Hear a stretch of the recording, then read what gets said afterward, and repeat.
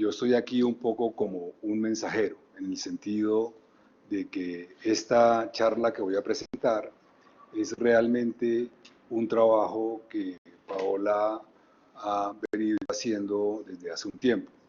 Este trabajo de estudiar, comprender, caracterizar qué somos nosotros como miembros de la comunidad de educadores matemáticos, forma parte de un trabajo más amplio, que es el trabajo de Paola en su tesis doctoral, sobre estudiar y comprender cómo es la comunidad de educación matemática desde el punto de vista de su producción documental en Iberoamérica.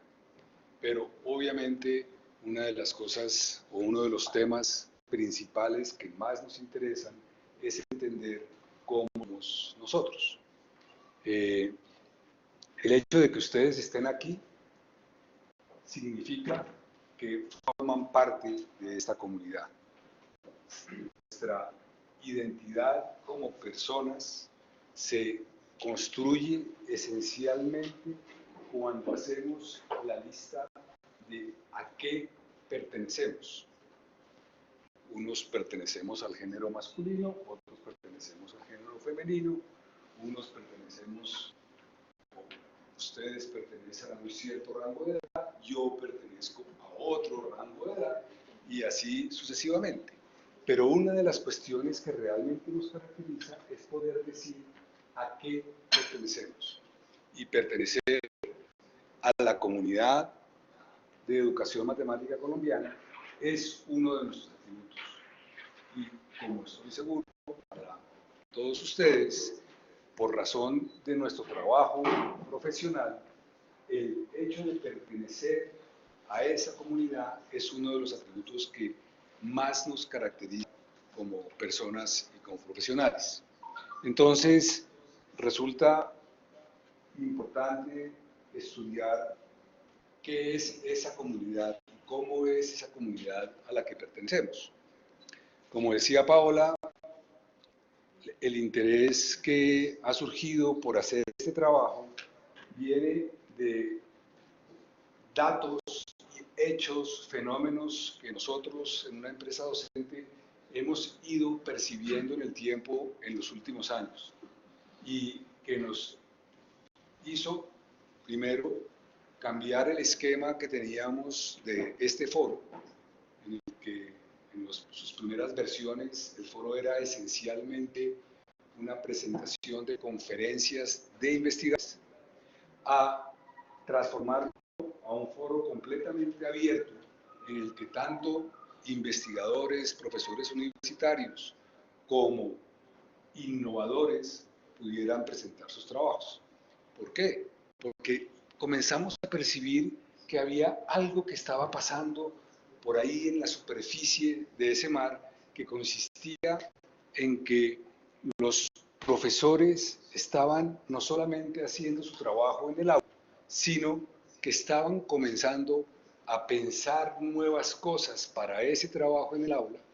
Y eso es absolutamente o más o menos común para nosotros los profesores, pero estaban yendo más allá, estaban organizando, estructurando esas experiencias innovadoras y además estaban describiéndolas por escrito y deseando compartirlas con las demás.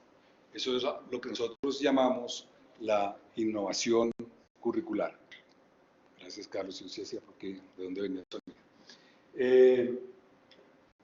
Entonces dijimos, estudiemos un poco esto y Paola pues se puso en ese trabajo en un esquema que ella ya tiene, y es que de pronto llega un lunes y me dice: Pedro, ¿sabes qué? El sábado se me ocurrió un trabajito, y se pone a trabajar en eso. Entonces yo voy a ser un mensajero, contar el trabajo que Paola ha venido haciendo.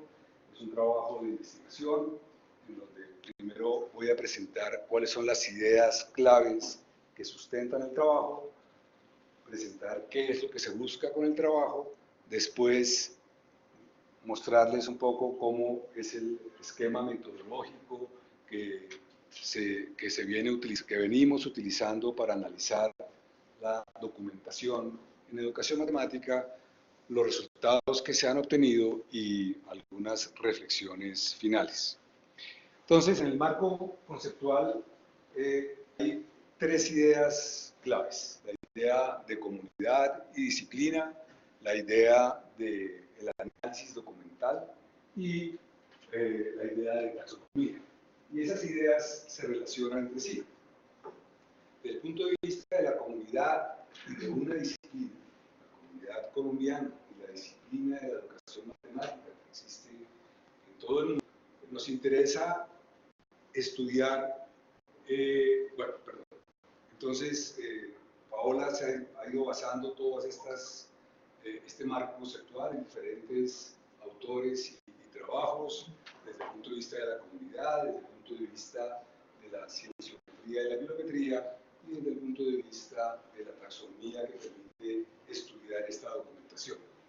Y para estudiar la comunidad, lo que nos interesa de manera particular es qué es lo que produce la comunidad, qué es lo que hace que una disciplina exista y que haya comunidades que trabajan en esa disciplina. Desde el punto de vista científico y académico, la esencia de este trabajo es producir conocimiento, porque esa es la función de la ciencia. Y entonces vamos a centrarnos en qué es lo que la comunidad hace desde la perspectiva de producir conocimiento. Y eso implica necesariamente que ese conocimiento, el conocimiento que no es público, por más de que exista en un cajón de un escritorio, no existe. Entonces, el interés es mirar la documentación que representa ese conocimiento que la disciplina y la comunidad está produciendo. Y para eso existe desde hace muchísimo tiempo toda una disciplina, una ciencia, que se encarga de mirar cómo es que se puede estudiar el comportamiento de una comunidad y de una disciplina a través de mirar su documentación. Esa es la cienciometría y la bibliometría, que, entre otras cosas, ha venido ya desarrollando, entre comillas, porque no es lo mismo esto que la ley de la gravedad, algunas leyes bibliométricas e indicadores que permiten caracterizar cómo está desarrollándose una disciplina y una comunidad con base en cómo se va desarrollando esa documentación. Son las leyes y los indicadores bibliométricos. Y dentro de toda esa cantidad de cosas que puede hacer la cienciometría y la biometría al mirar la documentación, porque por ejemplo hay una área inmensa de análisis bibliométrico esencialmente que busca mirar quién cita a quién o quién ha sido citado muchas veces. Hay una parte que es bien importante pero que no se estudia con tanta intensidad como otros fenómenos, que es realmente mirar qué es lo que hay dentro de los documentos. Una cosa es mirar quién es el autor de un documento o cuáles son sus referencias bibliográficas y a quién en esas referencias bibliográficas ese documento cita, y poder hacer una cantidad de análisis para ir decidiendo que este es el autor más citado en este tema y este es el autor más citado en este tema, o estos dos autores trabajan de manera muy intensa conjuntamente. Esa es una cosa. Y otra cosa es tratar de indagar de qué se está hablando, sobre qué se está haciendo conocimiento, cuáles son los fenómenos y los problemas que realmente se están trabajando en un momento dado. Y para eso, pues es necesario hacer una aproximación no solamente a los datos bibliográficos de los documentos, sino entender qué es lo que se está haciendo. Y para ello, pues es necesario poder etiquetar, clasificar esos documentos en el sentido de qué fenómenos y qué problemas abordan. Eso implica tener un conjunto de términos clave que permitan decir: este documento es sobre álgebra, es para inicio de la secundaria, y además lo está mirando desde la perspectiva de las dificultades que tienen los estudiantes con esta cuestión particular de la física.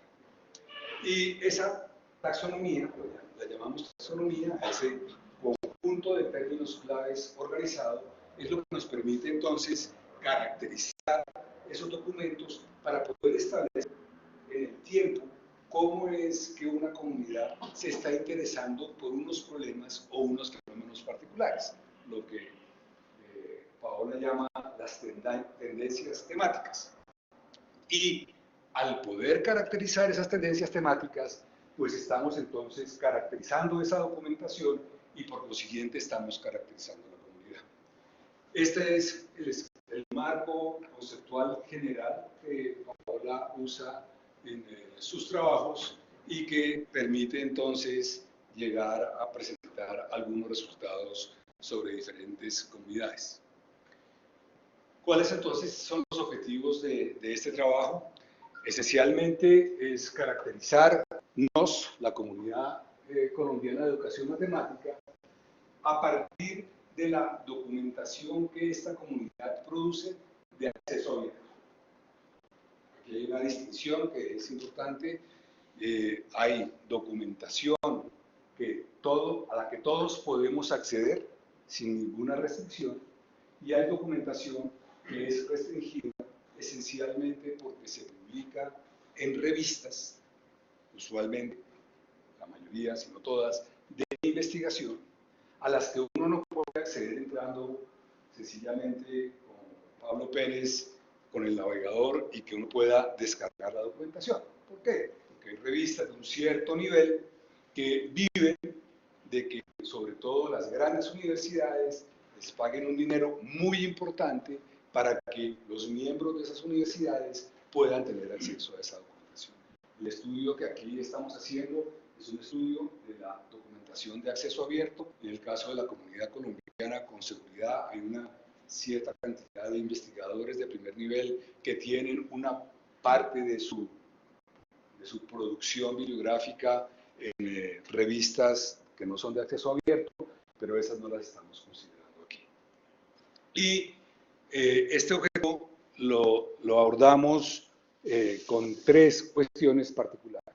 Una, queremos ver cómo se comporta la cantidad de documentos producidos por nuestra comunidad en tres categorías que ahora voy a explicar. Hay documentos que son ensayos, hay documentos que son producto de investigaciones y hay documentos que son de gestión curricular. Nos va a interesar particularmente la relación entre los documentos que son de investigación y los que son de innovación curricular, y queremos ver cómo se comportan, qué modelo permite explicar ese comportamiento en el tiempo. También nos interesa mirar ya desde la perspectiva de cómo es la relación entre los documentos de investigación, de innovación y de ensayo en proporciones a lo largo del tiempo en los diferentes años que se han estudiado. Y finalmente, también nos interesa poder caracterizar la documentación desde el punto de vista de qué se estudia, qué fenómenos, qué problemas, qué cuestiones son las que la comunidad colombiana en educación matemática aborda o ha venido abordando con mayor interés y con mayor intensidad. En estudios que Paola ya ha realizado de comparación de unas ciertas comunidades con otras, por darles un ejemplo, un estudio que ella hizo de comparar la comunidad del RERMI, no sé, seguramente la mayoría de ustedes han escuchado del...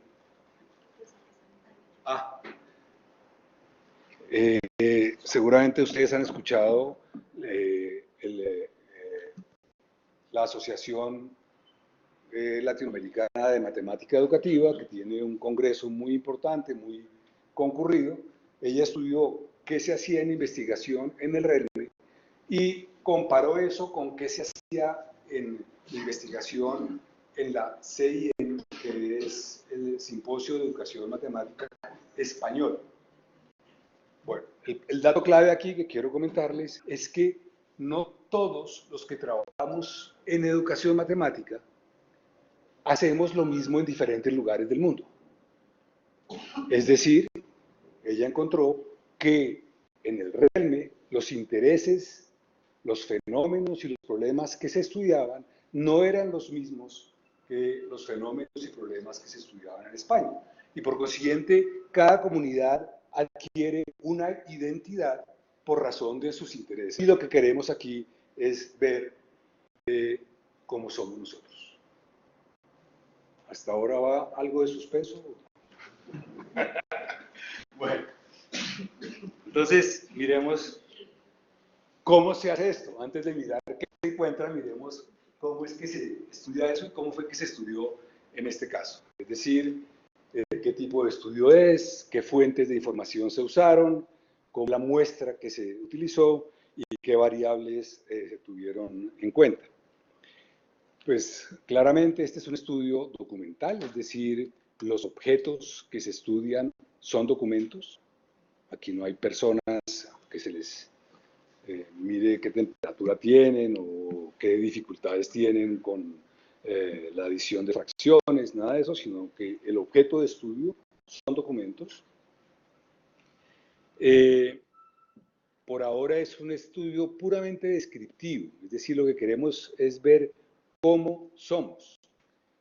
En este estudio no se pretende explicar por qué somos como somos, que sería otra cuestión muy interesante, que ya sería un estudio explicativo de ese estado de cómo somos y con una característica o dos características muy particulares que distinguen el tipo de estudios que hace Paola de otros estudios bibliométricos en general y de estudios bibliométricos en educación matemática, y es el interés por el contenido, es decir, el interés por entender cuáles son esos problemas y esos fenómenos que se abordan, por un lado, y por otro lado, porque utiliza una taxonomía, un conjunto de términos claves que es específica a la educación matemática.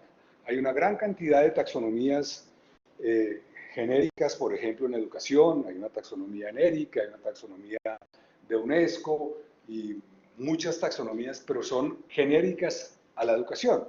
Y por consiguiente, en aquello que tienen que ver con cosas específicas de la educación matemática, tienen muy poquitos términos claves y por consiguiente es muy difícil caracterizar esa documentación con esas taxonomías generales. Hace unos 12, 13 años, con mi colega María Cañas de la Universidad de Granada, nos pusimos en este trabajo de pensar en cómo sería una taxonomía que fuera específica a la educación matemática, y esa es la taxonomía que Paola utiliza en sus estudios. Desde el punto de vista de la sexometría, es un estudio cienciométrico en el sentido que lo que Paola hace es un análisis cuantitativo de los datos que obtiene una vez que ha estudiado la documentación, y desde el punto de vista de las fuentes de información, pues como les decía, las fuentes de información que Paola utiliza es la documentación de acceso abierto en Colombia, y tiene codificados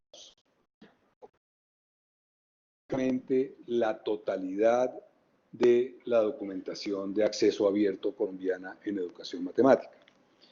Y la muestra es una muestra que ella utilizó de 3.252 documentos publicados entre 1983 y 2016. Antes de 1983 estaba el doctor Carlos Vasco y 3 personas que trabajaban con él, ¿sí? Y lo que se publicaba era seguramente de vez en cuando un artículo de investigación del doctor Carlos Vasco con sus colegas estadounidenses y libros de texto, pero realmente como comunidad y como disciplina no existíamos. Entonces, por eso se inicia el estudio a esa fecha y hasta 2016, porque pues es el periodo de tiempo en el que podemos tener certidumbre de que tenemos la totalidad de los documentos de acceso abierto. ¿Cómo es esa búsqueda de esos documentos? Pues esa búsqueda es un trabajo muy arduo de identificar personas e instituciones que producen documentación, ya sea de investigación o de innovación en educación matemática, a través de vernos en contacto con universidades, asociaciones, investigadores, para poder identificar quién produce y poder recoger esa documentación.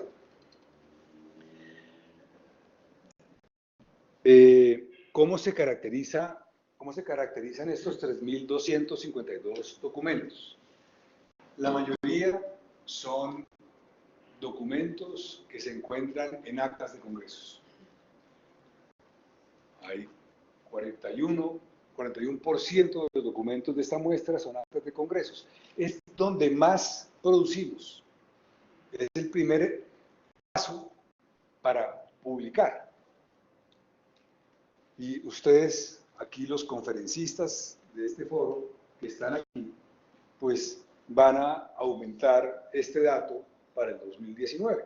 ¿Por qué? Porque se va a publicar las transparencias, en todo caso las transparencias de su trabajo, en algunos casos que estuvieron dispuestos, el trabajo extenso, y en otros el resumen. Pero eso queda publicado, es decir, es público, porque va a estar publicado en Funes.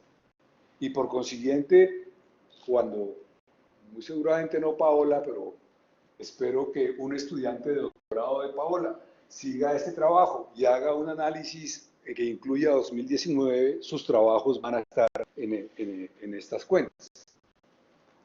El siguiente categoría con mayor cantidad de documentos, con casi 23%, son artículos. Estos pueden ser artículos de investigación o pueden ser artículos de innovación curricular en revistas de difusión del conocimiento en educación matemática. Después hay una buena cantidad de libros editados. Libro editado quiere decir es un libro que tiene un editor, pero que cada capítulo tiene sus propios autores. Y nosotros, Paola, lo que hace es partir ese libro en cada capítulo como un documento independiente. Y ya el resto de categorías son menores. Conferencias, comunicaciones, tesis de maestría, de doctorado, trabajos de grado de licenciatura, documentos de trabajo, es decir, documentos que no están publicados en ningún otro lugar que en el lugar en los que uno lo encuentra en la red, y que sencillamente alguien los ha hecho y quiere compartirlos. 41 libros, que en todo caso es una buena cantidad de libros, y ya recursos. Entonces, de esta manera se distribuyen los documentos que Paola estudió. Ahora, miremos cómo es que se toma un documento y se caracteriza ese documento.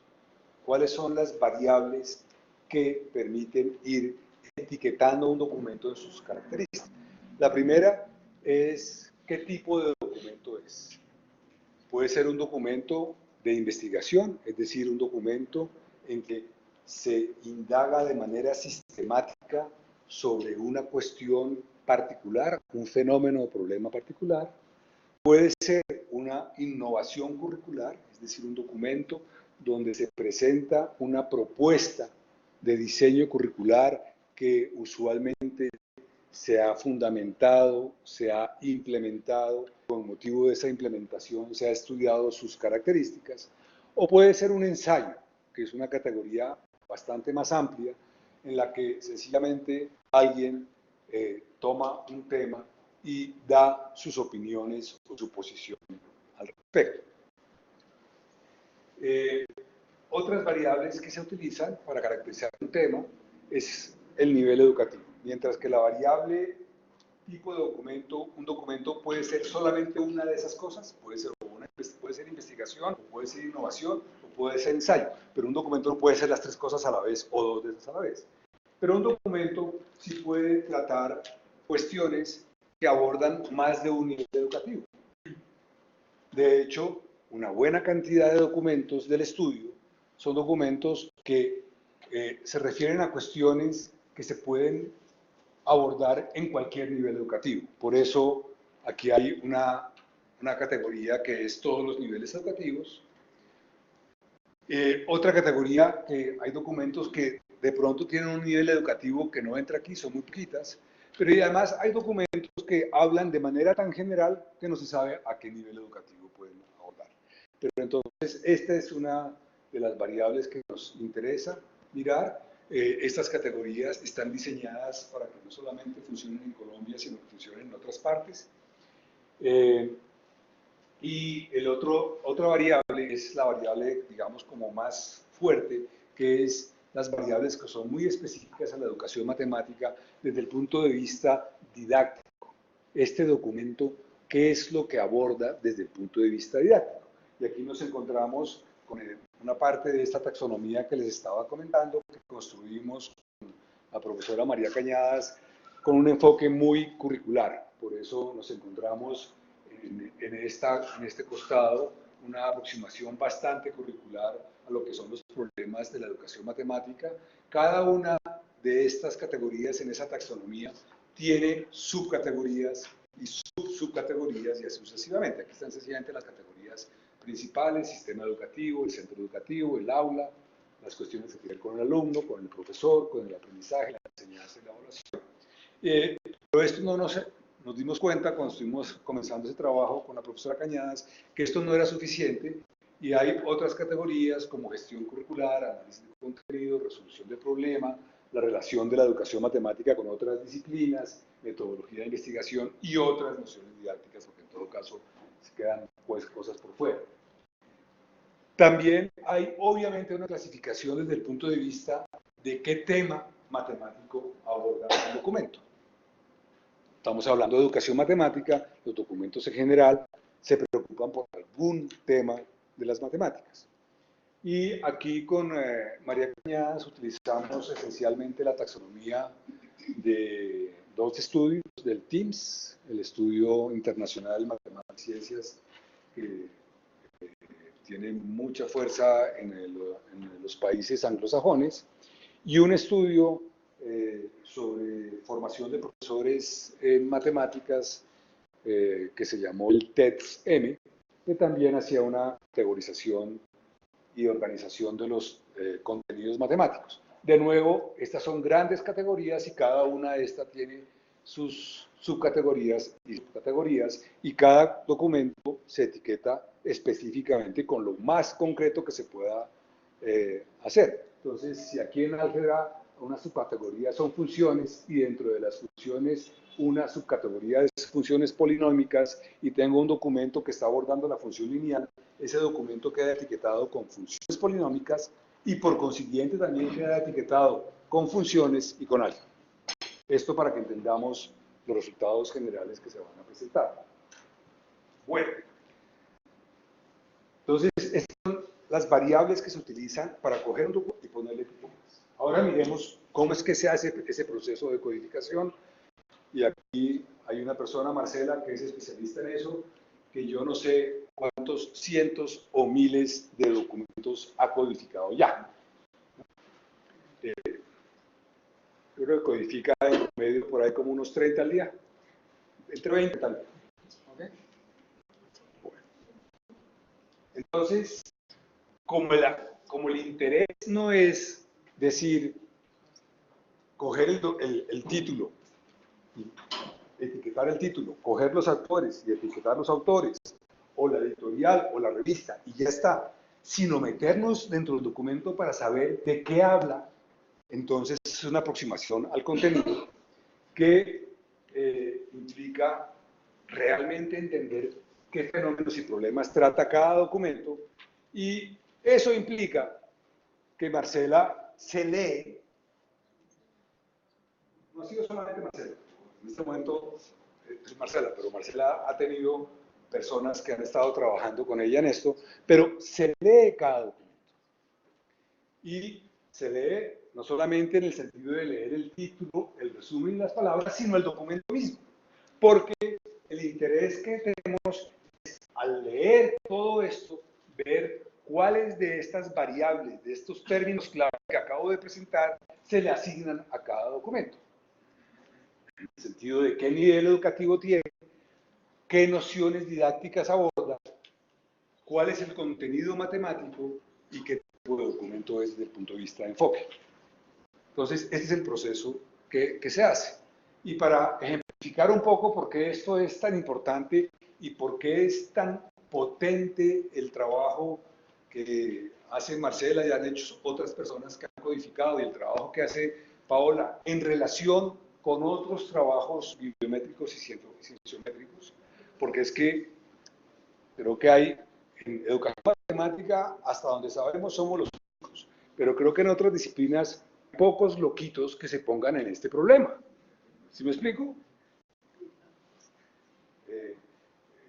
Son 3.562 documentos colombianos, pero es que el trabajo de Paola es iberoamericano. ¿Ok? Entonces, en este momento estamos en 11.000, estamos en 11.200 documentos codificados. ¿Ok? Bueno, entonces, Paola usa este ejemplo. Este es un documento publicado en el segundo encuentro internacional de matemática, estadística y educación matemática del 2013, es decir, en las actas de este encuentro. El título es Un mundo matemático con humor. Tiene unos autores, tiene un resumen, tiene unas palabras clave.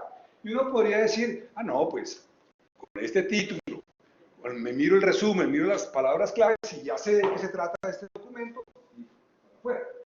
Pero si miramos, pues, esto está publicado en Funes. Si miramos, pues, un título, Matemáticas, Humor.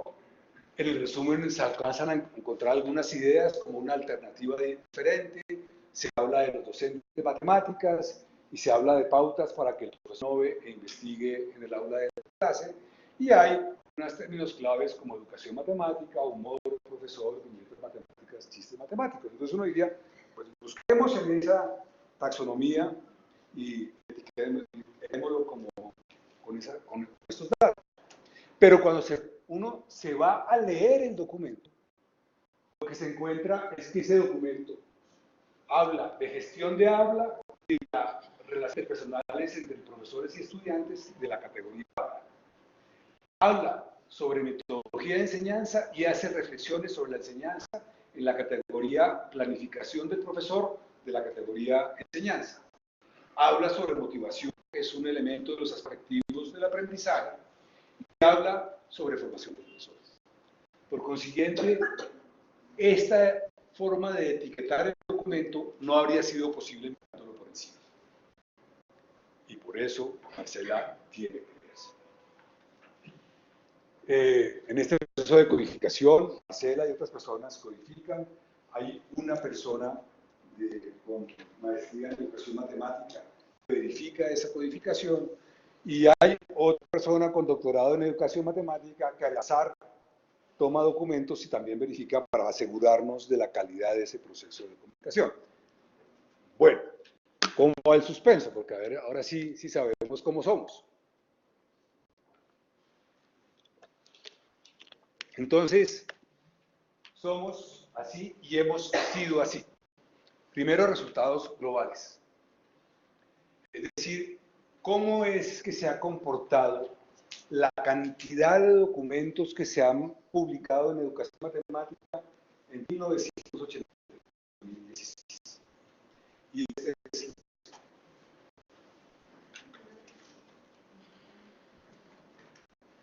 en donde lo que observamos, primero que todo, y esto cumple las leyes bibliométricas, es que hubo un periodo de tiempo que, según las leyes bibliométricas, se conoce como el periodo de los precursores. El doctor Carlos Vasco, la doctora Gloria García, Leonor Camargo, yo creo que todavía no producía yo en esta época, yo comencé a producir por aquí, hacían cositas, pero muy poquitas. En este periodo, una disciplina puede estar por aquí y nunca despegar. Pero lo que sí sucede es que en la educación matemática, a partir de la segunda parte de los años 90, la educación matemática en Colombia despegó. Y despegó de manera muy importante porque este comportamiento de la documentación se ajusta muy bien a un modelo exponencial que es una de las características de una comunidad que ya se puede considerar como un frente de estudio establecido. Y eso es lo primero que podemos decir de nosotros mismos, de todos nosotros. Aquí no estamos hablando de los grandes investigadores exclusivamente, de todos nosotros. Somos una comunidad y una disciplina establecida en Colombia. Aquí Pablo tiene en este momento datos para comparar con otros países. Pero está haciendo estudios de ese tipo y yo lo que les puedo comentar por detrás de esta charla es que no solamente somos la matemática colombiana, una disciplina completamente establecida, sino que en comparación con nuestros pares, imagínense ustedes a Argentina, a Chile, a México, en muchos aspectos en la comunidad iberoamericana, la comunidad colombiana de matemática está solamente detrás de España. Somos una potencia en educación matemática desde unas ciertas perspectivas. Bueno, ahora miremos cómo se distribuye esta documentación en esas tres categorías, porque es que este foro es para que miremos cómo se relaciona la investigación con la innovación, cómo se relacionan los investigadores que están haciendo cosas. Entonces, el resultado que les voy a presentar aquí es este mismo comportamiento en el tiempo, de cantidad de documentos, pero cuántos son de ensayo y cómo se han comportado los ensayos, cuántos son de innovación curricular y cuántos son de investigación. ¿Ok? ¿Suspenso? Ah, no, perdón, esta no era. Como esta no es mi conferencia, no me la sé. Esta es esencialmente, bueno, sí, pero sí respondí la pregunta. En la totalidad hay 1.678 documentos de investigación, 990 de innovación y 584 de ensayos. Bueno, ahora sí. Esta es la que les estaba diciendo. Y cómo estos, tantos de investigación, tantos de innovación y tantos de ensayo, han ido evolucionando en el tiempo. Ahora sí, aquí va. La azul es investigación, la gris es innovación y la naranja es ensayo. Entonces, lo que nos está diciendo este análisis es la investigación viene creciendo exponencialmente. La variación se explica bastante bien con el modelo exponencial, con un coeficiente importante. La innovación también crece exponencialmente. Tiene una buena explicación con este modelo, obviamente como se ve aquí, con una tasa de cambio un poco menor. Y los ensayos, esto no se sabe cómo se construye, pero mucho menos.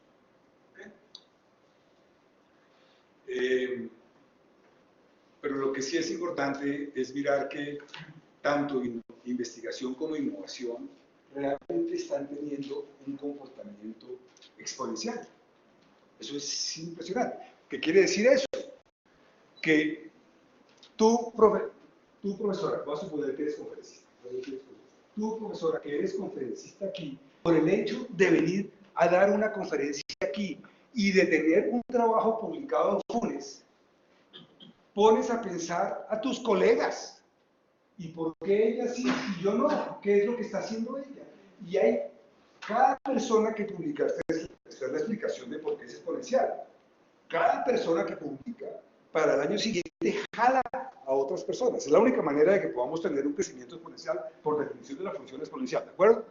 Entonces, esto es bien importante, estamos jalando y estamos creciendo pues como un virus. Tal cual un virus. Y eso es muy interesante, muy importante de cómo somos nosotros. Ahora, resulta que entonces es interesante mirar cómo es que si tomamos no las cantidades que teníamos en la gráfica anterior, porque las gráficas anteriores eran cantidades de documentos, sino en cada año tomamos qué porcentaje de esos documentos de ese año son de investigación, qué porcentaje son de innovación, qué porcentaje son de ensayo. Entonces, quisiéramos ver cómo se comportan esos porcentajes en cada una de esas categorías, porque eso nos va a hablar también de qué comportamiento tenemos. Y particularmente queremos ver si esos porcentajes, a pesar de que investigación siempre es mayor que innovación, que ensayo, si en porcentajes esos porcentajes se han mantenido en el tiempo o no. ¿Me explico? Y la idea es, con herramientas estadísticas de series de tiempo, establecer si esos comportamientos de esos porcentajes son estacionarios en el tiempo o tienen cambios. Y esos son los resultados. Haciendo las pruebas de hipótesis correspondientes, que Paola se las sabe de memoria, pero no, lo que se encuentra es que la serie de investigación no es estacionaria. Es decir, en porcentaje, la investigación en porcentaje con respecto a las otras dos categorías. ¿Ve? La investigación está aumentando. Y lo que ha sucedido es que esta serie, la de ensayo, tampoco es estacionaria. La de ensayo ha disminuido. Es decir, y eso es una cosa que es muy importante. En un momento dado en el tiempo, en esta época, muchos de nosotros lo que escribíamos eran opiniones.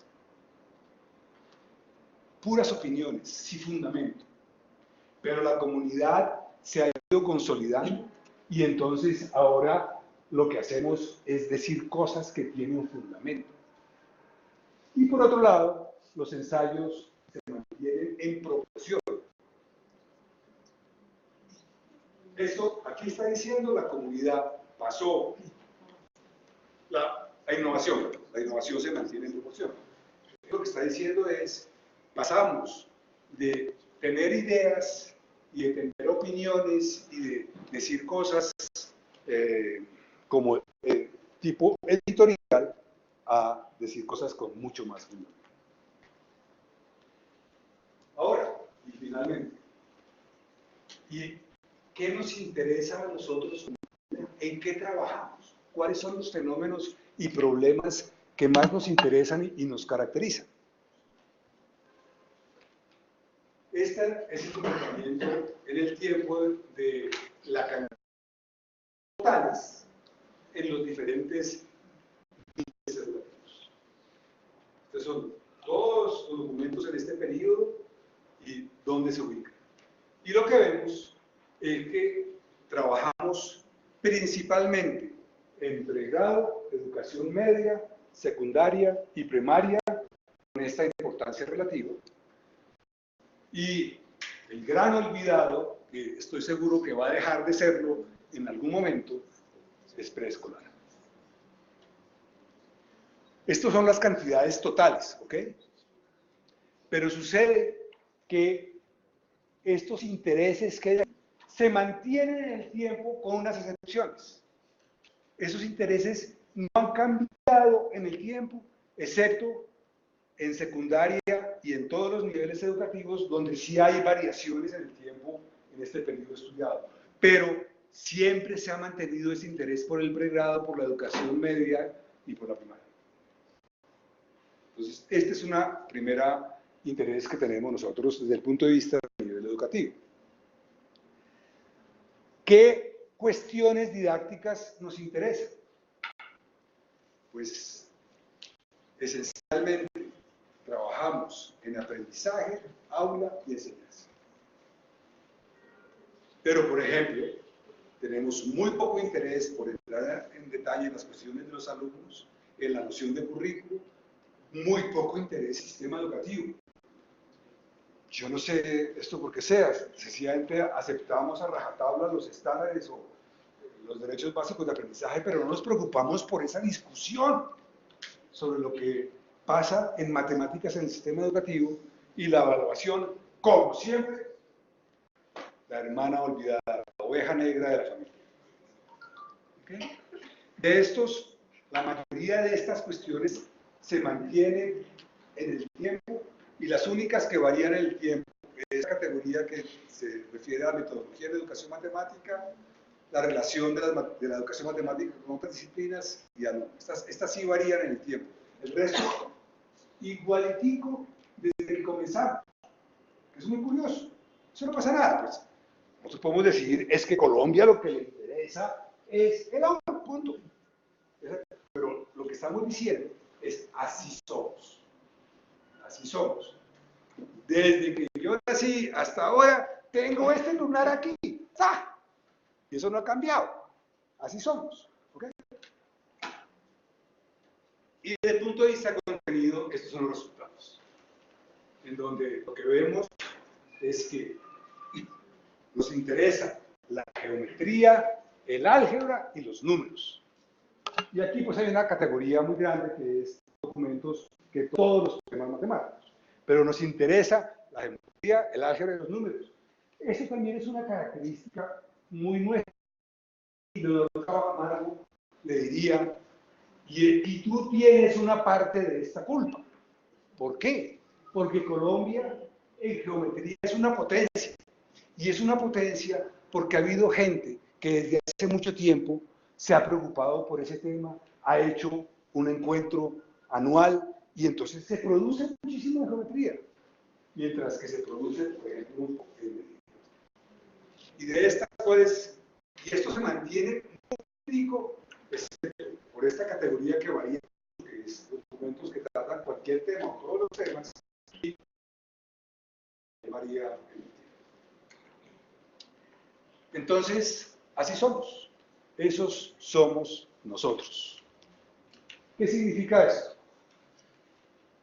Desde el punto de vista de este estudio, que Paola ha caracterizado la comunidad colombiana de educación matemática, y confirmamos que existimos y que ya somos adultos. Ya llegamos a una edad adulta y estamos consolidados hasta que se acaba la batería. Porque se confirma este crecimiento exponencial de la documentación matemática en Colombia. Y es un frente de estudio como disciplina. Tenemos unos focos de interés en pregrado, educación media, secundaria y primaria, desde el punto de vista del nivel educativo, en aprendizaje, aula y enseñanza, particularmente en metodología de investigación y análisis de contenido, en cualquiera, todos los temas, pero sobre todo en geometría, álgebra y números. Y entonces esta es una cosa que quiero insistir. Así somos y así hemos sido. No hemos cambiado en este proceso de hacernos adultos. Nuestros intereses como comunidad han sido muy parecidos en el tiempo. Y aquí también es bien importante este comportamiento que está teniendo la producción en investigación con la producción en innovación curricular. La comunidad de educación matemática colombiana no son los investigadores en educación matemática, no es la gente de la Universidad Distrital, de la Universidad Pedagógica, de la Universidad del Valle o de la Universidad de los Andes. Esa no es la comunidad de educación matemática colombiana. La comunidad de educación matemática colombiana somos todos nosotros y todos estamos contribuyendo a ese desarrollo y a esa consolidación de esa comunidad. Entonces, ¿qué implica esto adelante? ¿Qué retos tenemos? El primero, este mensaje que no es una teoría, no es una opinión, es consecuencia de estos resultados. Estamos colaborando investigadores y profesores. Y necesitamos seguir colaborando, necesitamos seguir uniendo esos dos trabajos, porque al final lo que yo sí estoy seguro que nos caracteriza absolutamente todos es nuestro interés porque los niños colombianos aprendan más y mejores matemáticas. Ese es el interés de todos. Pero lo que queremos enfatizar es que estamos uniéndonos innovación e investigación, pero tenemos que hacerlo aún más. ¿De dónde puede estar surgiendo? Y esto ya es conjetura porque no se ha hecho esta importancia de la innovación, entre otras cosas, el esfuerzo gubernamental que en los últimos años ha habido para proporcionar becas para hacer estudios de posgrado, tanto de excelencia docente como de la Secretaría de Educación del Distrito, de la Secretaría de Educación de Cundinamarca, que hace que más profesores se interesen por hacer procesos sistemáticos. Y pues también es importante reflexionar por qué nuestros intereses son como son, si debemos mantenerlos, si debemos profundizar en ellos, o si de pronto vale la pena comenzar a preocuparnos por preescolar, medida, etc. Y entonces, pues la gran invitación que ya está sucediendo, pero que queremos seguir promoviendo, todos ustedes hacen cosas interesantes en el aula. No se las queden para ustedes.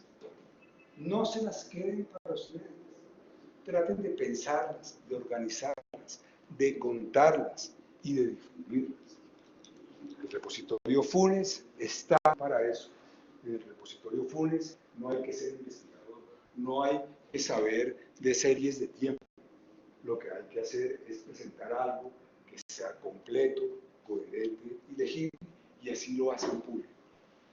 Porque la preocupación grande que nosotros tenemos, que todos tenemos, es que esto que acabo de presentar puede parecer como un mar en ebullición. Yo lo que estoy tratando de demostrarles, pues, que somos la machera. Miren lo que estamos haciendo. Pero ¿cuántos estamos haciendo eso? Y no será que el resto está haciendo. Entonces, es nuestra responsabilidad, nosotros que estamos por aquí, porque eso no lo va a hacer una política gubernamental, hacer que ese proceso viral vaya bajando para que, en el fondo, las cosas no se queden como siempre han estado. Muy bien, este proyecto, ahora desarrolló este proyecto con el apoyo de la Vicerrectoría de Investigación de esta universidad y en el marco de un proyecto de investigación de conciencias. Muchas gracias.